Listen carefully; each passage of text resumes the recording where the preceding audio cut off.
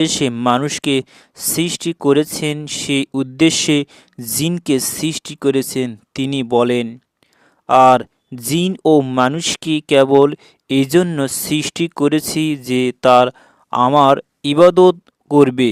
সূরা আজ জারিয়াত আয়াত হচ্ছে ৫৬।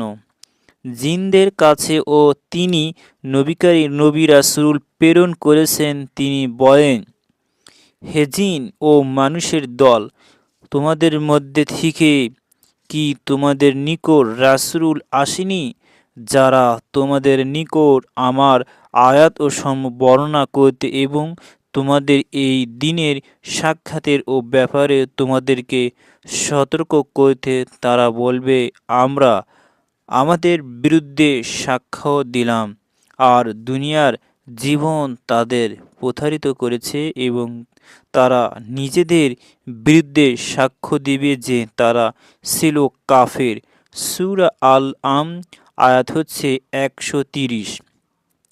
এই আয়াতের দ্বারা স্পষ্টভাবে প্রমাণিত হয়, বিচার দিবসে মানুষ যেমন বিচার হবে, তেমনি জিন জাতির ও বিচার ও জবাব দিতে হবে আল্লাহ রব্বুল আলামিনের কাছে। তারা বিধি ও তারা বিভিন্ন রকমের রূপ ধারণ করতে পারে। হাদিসে এসেছে, এমনভাবে দ্রুত এবং স্থান থেকে অন্য স্থান দিকে যেতে পারে বলে আল কোরআনে সূরা আন নামলে উল্লেখ করা হয়েছে।